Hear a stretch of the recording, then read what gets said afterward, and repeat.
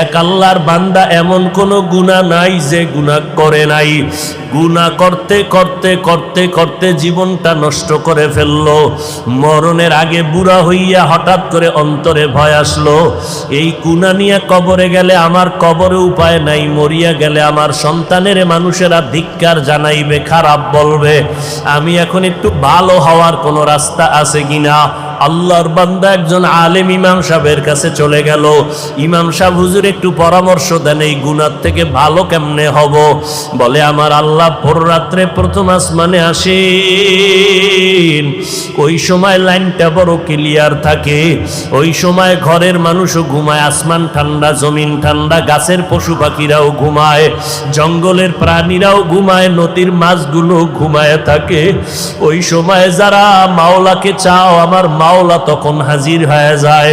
তুমি ভোর রাত্রে একটু ওযু বানাইয়া যায় নামাজ বিছায় আমার মাওলারে সেজদা দিয়া তওবা করে কাঁদবা, আমার মাওলা তোমার গুনাহ মাফ করিয়া দিবে। ইমাম সাহেবের পরামর্শ নিয়ে ওই গুনাহগার ভোর রাতে ঘুমায় না, ওযু বানাইয়া ঘরের অন্ধকার একটা জায়গায় বসে মাওলাকে ডাক দিছে, ও দয়ার মালিক, এতদিন দুনিয়ার বাহাদুরিয়ার রং তামাশায় পড়িয়া তোমারে ভুলিয়া আমি তোমার নাফরমানি করতে করতে এখন শেষ সময় আসছি। আজকে থেকে আমি ভালো হইতে চাই, আর গুনাহ করব না রে আল্লাহ। আমার গুনার কারণে আমার হাত না পাক, আমার চোখ না পাক, আমার জিহ্বা না পাক, আমার অন্তর না পাক। ও আল্লাহ, তুমি আমাকে মাফ করে দাও। আল্লাহর বান্দা কান্না শুরু করলো। কান্নার আওয়াজ বাড়তে বাড়তে এই পাশে ঘরের মানুষ সজাগ। হঠাৎ করে একটা গায়েবী আওয়াজ আসলো, ও বুড়া আর কাঁদিস না, তোর কাঁদলে কোনো লাভ হবে না, তোর নামটা জাহান্নামীদের খাতায় লেখা হয়ে গেছে। ওই বান্দা এখন আবার কান্না আরো বাড়ায় দিল। বিবি সাহেব ডাক দিয়ে কয়, ও স্বামী আর কেন কাঁদো? তোমার নামটা তো জাহান্নামীদের খাতায় লেখা, তুমি কি আওয়াজটা শোনো নাই? আল্লাহর বান্দা বলে, বিবি, এই দরজা ছাড়া আর কোন দরওয়াজা আছে নাকি যেখানে কান্না করলে আমি ক্ষমা পাবো? কয়, না না, আর কোন দরওয়াজা নাই। আল্লাহর বান্দা বলে, তো আমার আল্লাহ আমারে মাফ না করলেও আমি আর কান্না বন্ধ করব না, এই দরজা ছাড়বো না, আমার জাহান্নামেও যদি যাওয়া লাগে আমি এই দরজা ছাড়বো না, আমার মাওলার দরজা আমি কান্না করে করে মরিয়া যাব। এই কথা বলিয়া যখন আবার কান্না শুরু, বিনয়ের সাথে কাঁদে আর বলে, মালিক, সন্তান হাজারবার অন্যায় করিয়া চোখের পানি ছাড়লে মা বাবার দয়া না হইয়া পারে না, ছাত্র হাজারবার অন্যায় করিয়া ওস্তাদের সামনে চোখের পানি ছাড়লে ওস্তাদের দয়া না হয়ে পারে না। ও আল্লাহ, ওই মা বাবা ওস্তাদের থেকে কি তোমার দয়া কম? তোমার মায়া তো আরো 1000 গুণ বেশি। তুমি আমারে কেন ফিরাইয়া দিবা? যদি আমারে মাফ না করো, রহমান নামটা কেন রাখছো? গফফার নামটা কেন রাখছো? আল্লাহর বান্দা এভাবে যখন আবার কান্না শুরু করে দিল, হঠাৎ করে গায়েবী আওয়াজ বলে, রে বান্দা, আর কাদা লাগবে না, তোর নামটা এখন জাহান্নামীদের খাতায় আর নাই, তোর নাম এখন জান্নাতীদের খাতায় লেখা হয়ে গেছে।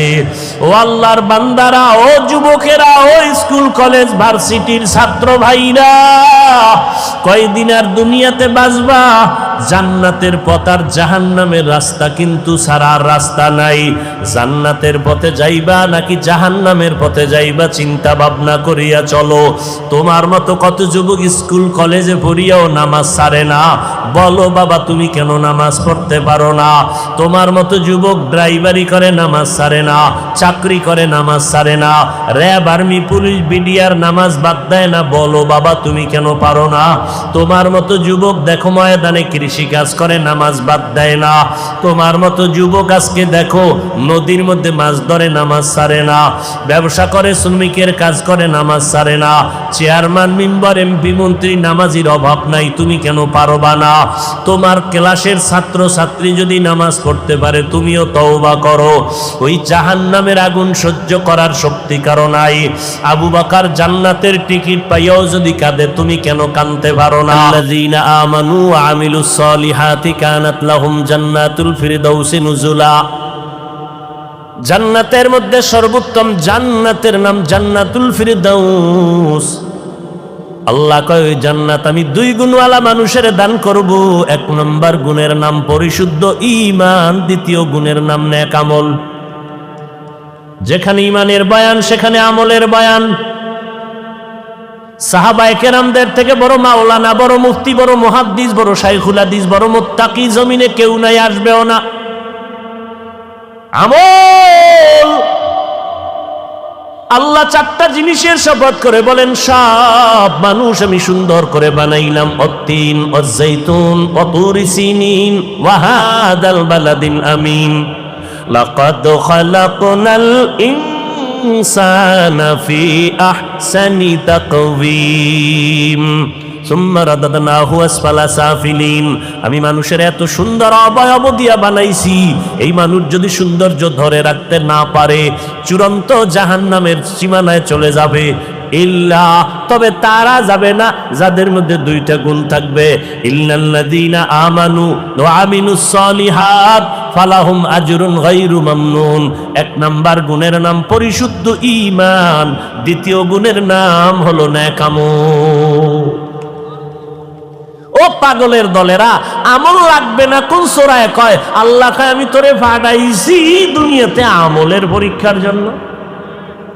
তাবারাকাল্লাযী বিয়াদিহিল মুলক ওয়া হুয়া আলা কুল্লি শাইইন কাদির আল্লাযী খালাকাল মাউতা ওয়াল হায়াতা লিয়াবলুয়াকুম আইয়ুকুম আহসানু আমালা ওয়া হুয়াল আজিজুল গফুর।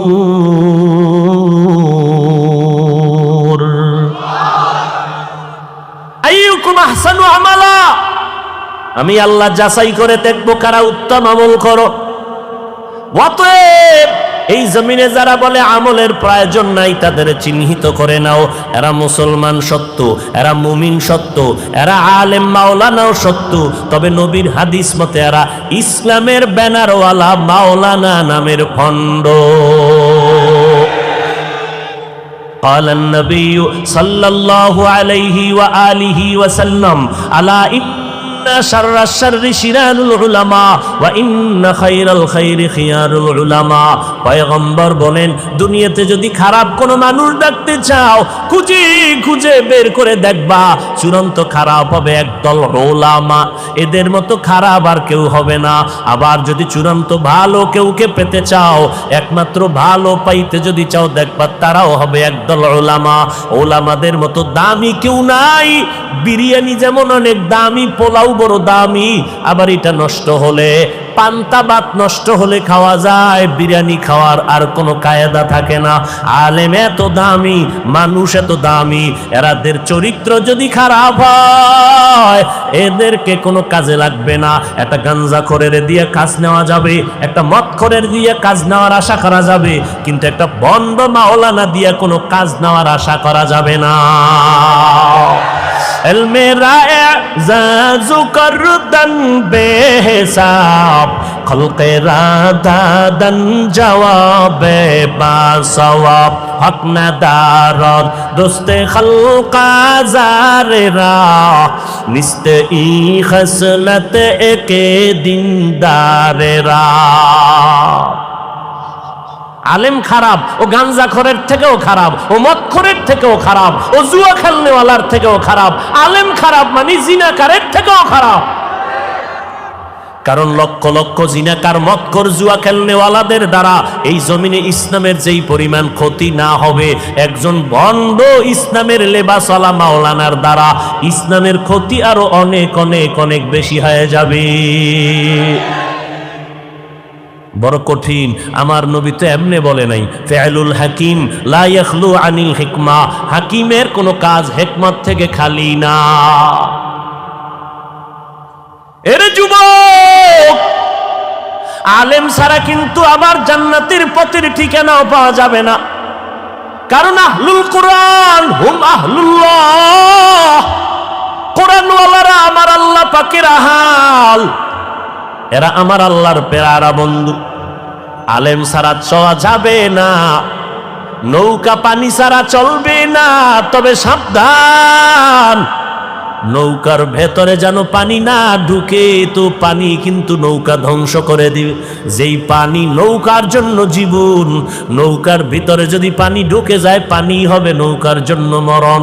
যেই আলেম উম্মতের জান্নাতের পথিক, যদি আলেমের মধ্যে ভেজাল থাকে, ভণ্ড আলেম, সেই হবে তোমার জাহান্নামের পথে বাধা। ভাইরা আমার, আল্লাহ পাক বলেন, আমি কসম করে বলছি, সারা দুনিয়ার মানুষগুলো জাহান্নামে যাবে। আল্লাহর কসমের কথা, সারা দুনিয়ার মানুষ জাহান্নামে যাবে, 4 গুণওয়ালা মানুষ জান্নাতে যাবে। ওয়াল আসর ইন্নাল ইনসানা লাফি খুসর ইল্লাল্লাযীনা আমানু ওয়া আমিলুস সালিহাত। আল্লাহ পাক বলেন, আসরের শপথ, সব মানুষগুলো জাহান্নামে যাবে, 4 গুণওয়ালারা জান্নাতে যাবে। 1 নাম্বার গুণের নাম ঈমান, দ্বিতীয় গুণের নাম হলো নেকামল।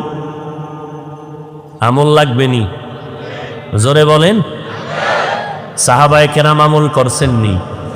সাহাবায়ে কেরামের মতো বড় ইলমওয়ালা, আমলওয়ালা, তাকওয়াওয়ালা বর্তমানে কেউ আসেনি? কিয়ামতের আগে আসবেনি? না না না। অথচ আবার এই সাহাবায়ে কেরামের মধ্যে 10 জন সাহাবা জমিনে থাকতে জিন্দা হালাতে জান্নাতের টিকিট পেয়েছিলেন। কয়জন? আর আস্তে করে বলেন, জানা থাকলে বলবেন। প্রথম সিরিয়ালে কার নাম? দ্বিতীয় সিরিয়ালে কার নাম? তৃতীয় সিরিয়ালে কার নাম? চতুর্থ সিরিয়ালে কার নাম? রাদিয়াল্লাহু আনহুম আজমাইন। বর্তমান বাংলাদেশের জমিনে দাঁড়াইয়া এক মাওলানা নামের ভণ্ড কয় ওমরে ফারুক হলো একজন ভণ্ড। আরো জোরে কও, নাইলে হুজুরেও মার খাইবে, তোরাও খাবি। ওই মাওলানা ওমরকে ভণ্ড বলার কারণে, যেমন ওই মাওলানা আমার নবীদেরকে দোষী বলার কারণে, ওই মাওলানা কালেমাকে কুফরি করার কারণে, ওই মাওলানা কোরআনে ভেজাল আছে বলার কারণে যেমন বেঈমান, ওই মাওলানার ভক্ত যদি কেউ থাকো, প্রতিবাদ না করে যদি চুপ থাকো, তুমি চুপ থাকার কারণেও তুমি বেঈমান। মাওলানার গোলামি করিস না, মাওলার গোলামি কর। মাওলানার গোলামি না মাওলার।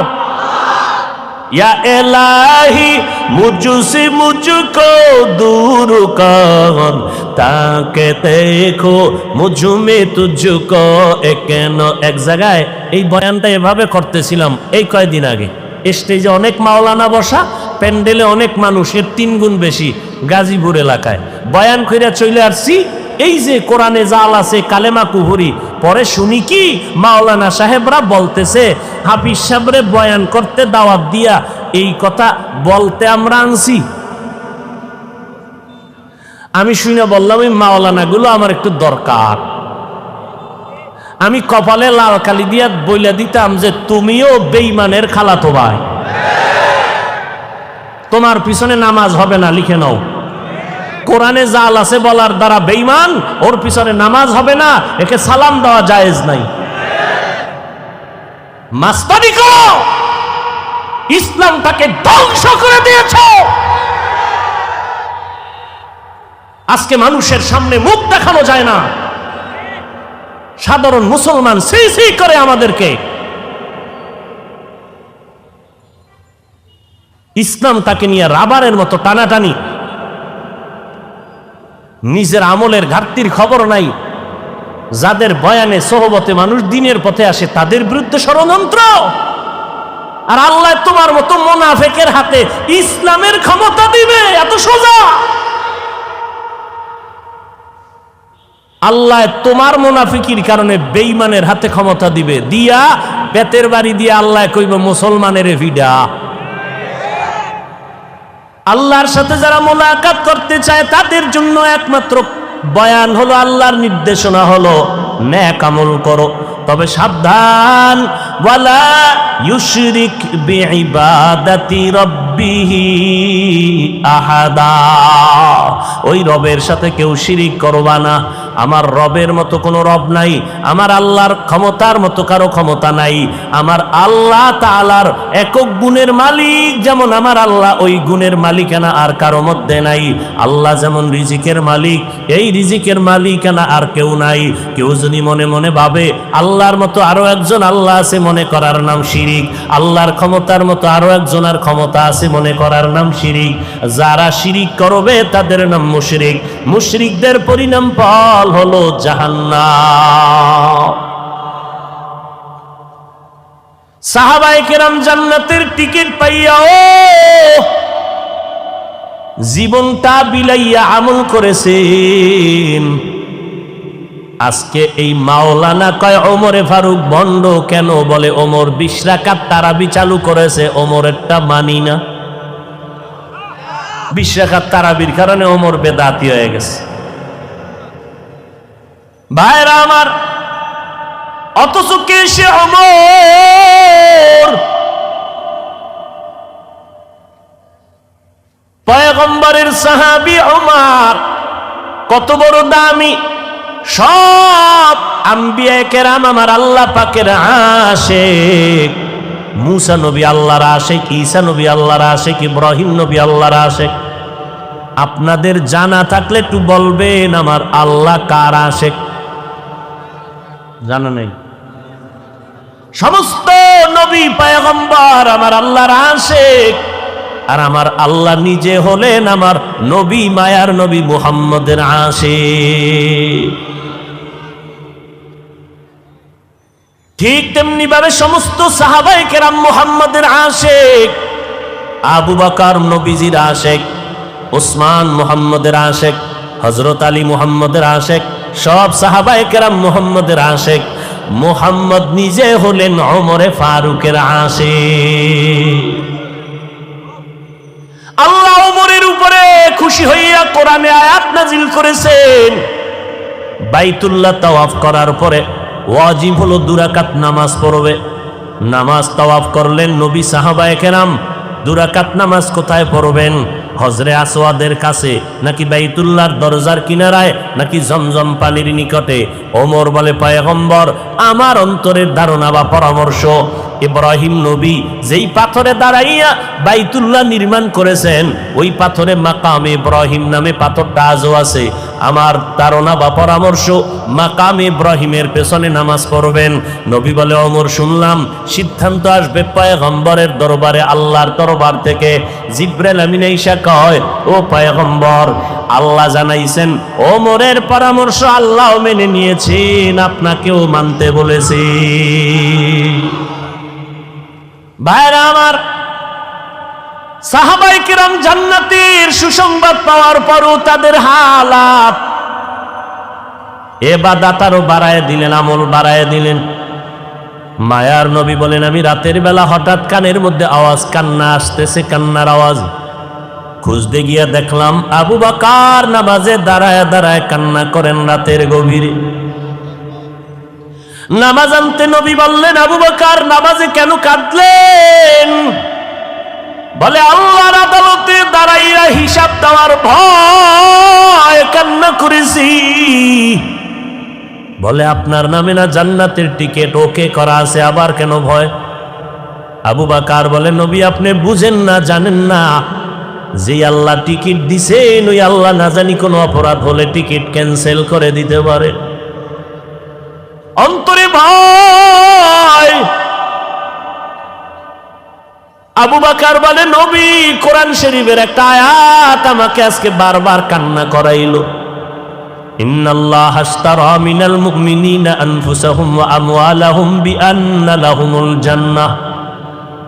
আল্লাহ বলে, আমি মুমিনের জান মাল কিনে নিয়েছি, বিনিময়ে মুমিনের জান্নাত দিয়েছি। নবীকে এটা তো খুশির খবর, আবার কাদার কি আছে? আল্লাহ মুমিনের জান মাল কিনে নিয়েছেন, বিনিময়ে মুমিনের জান্নাত দিয়েছে। আবু বকর বলে, নবী কান্নার কারণ, আমি একটা কাপড়ের দোকান দেই, আমি ব্যবসা করি, কাপড়ের ব্যবসা। আজকে সকালবেলা একজন আম্মা জানার সিনেমার দোকানে বহুদিন আগে একটা কাপড় নিয়েছিলেন, আজকে ফেরত দিয়া চলে গেলেন, টাকা নিয়ে গেলেন। আমি জিজ্ঞাসা করেছিলাম, আম্মা জান আমার দোকান থেকে কাপড় নিয়ে গেলেন, আবার ফিরাইয়া দিলেন কেন? মহিলা এক কথায় বলে দিল, আবু বকর তোমার দোকানের কাপড় আমার পছন্দ হয় নাই, ওই সময় ফেরত দিতে চেয়েছিলাম, ব্যস্ততার কারণে পারি না, আজকে দিয়া গেলাম। আবু বকর বলে, নবী হাসরের ময়দানের বয়ান তো আপনি করেছেন আর কাঁদছেন, আমিও কান্না করেছি। হাসরের ময়দান নাকি অনেক ভয়ঙ্কর হবে। বলে, হ্যাঁ আপনিই তো বয়ান করে বলেছেন এই জমিনের মধ্যে হাসরের মাঠ কায়েম হয়ে যাবে। আল্লাহ পাক কাহ্হারিয়াত নামের আওয়াজ দিবেন, লিমানিল মুলকুল ইয়াউম লিল্লাহিল ওয়াহিদিল কাহ্হার। আল্লাহ পাকের ওই বিকট আওয়াজে হাসরের ময়দানটা থরথর করে কেঁপে উঠবে। ওই সময় সূর্যটা মাথার উপরে আসবে। আল্লাহ বলবেন, সূর্য তোর যত মুখ আছে নিচে কর, তাপমাত্রা জমিনের মধ্যে ছেড়ে দে। সূর্যের এমন গরম তাপ শুরু হয়ে যাবে, সূর্যের গরমে জমিন, মাটির জমিন তামা হয়ে যাবে, মানুষগুলো সব উলঙ্গ দাঁড়াবে। ওদিকে জাহান্নামের আওয়াজ, জাহান্নাম চিৎকার দিয়া বলবে, ও দয়ার মালিক গুনাহগার গুলো কই, আমার পেটে দাও, আমার পেটে ক্ষুধা, গুনাহগার গুলো বেনামাজি গুলো দিয়া দাও, নবীর সুন্নাত জবাই করনেওয়ালা গুলো আমার পেটের মধ্যে দাও। এমতো অবস্থায় নবী আপনিই বলেছেন, এত কঠিন হালাত যখন শুরু হয়ে যাবে, সমস্ত মানুষগুলো কান্না করতে থাকবে। এমনকি নবীদের কোনো গুনাহ নাই, সেই নবীরা পর্যন্ত নাফসি নাফসি নাফসি বলে কাঁদবেন। মুসা নবী কাঁদবেন, আল্লাহ আমাকে বাঁচাও, উম্মতের কথা কোনো নবীর আর মনে থাকবে না। ঈসা নবী কাঁদবেন, আল্লাহ আমারে বাঁচাও। ইব্রাহিম নবী কাঁদবেন আর বলবেন, আল্লাহ আমারে বাঁচাও, আমি এই জাহান্নামের চিৎকার সহ্য করতে পারি না। এরে নবী আপনার কথাই শুনলাম, ওই সময় যদি আমি আবু বকরকে আসামির কাঠ করায় দাঁড়াইয়া আল্লাহ যদি বলে, আবু বকর আমি তোমার জানমাল নিয়ে জান্নাত দিয়েছি, বলো ওই জান্নাতের জন্য কি আমল নিয়ে আসছো বলো। আমি যদি বলি, আল্লাহ ওই জান্নাতের মোহাব্বতে আপনার জন্য তেলাওয়াত, জিকির, কোরআন তেলাওয়াত, নামাজ নিয়ে আসছি, আল্লাহ না করুন যদি আল্লাহ বলি এই ফালায়, ও আবু বকর তোমার আমলগুলো তুমি ফিরাইয়া নাও, জানমাল নিয়ে তুমি জাহান্নামে যাও, আমার জান্নাত ফিরাইয়া দাও। যদি বলি, আল্লাহ জান্নাতটা কেন ফিরাইয়া, জানমাল ফিরাইয়া দিতে চান, আল্লাহ যদি বলে, আবু বকর তুমি যেই নামাজ পড়েছো, যেই তেলাওয়াত করেছো, আমি আল্লাহর কাছে তোমার তেলাওয়াত পছন্দ হয় নাই, যেইভাবে সেজদা দিলে আমি খুশি হইতাম তুমি ওইভাবে সেজদা দিতে পারো নাই, যেইভাবে জিকির করলে আমি মাওলা খুশি হয়ে যাইতাম ওইভাবে জিকির করতে পারো নাই, তোমার কোনো আমল আমার পছন্দ হয় নাই, যাও তোমার জান মাল নিয়ে জাহান্নামে যাও। ও নবী বলেন, ওই সময় তো আর কেউ আমার সুপারিশ করবে না, আমার আপন বলতে কেউ থাকবে না।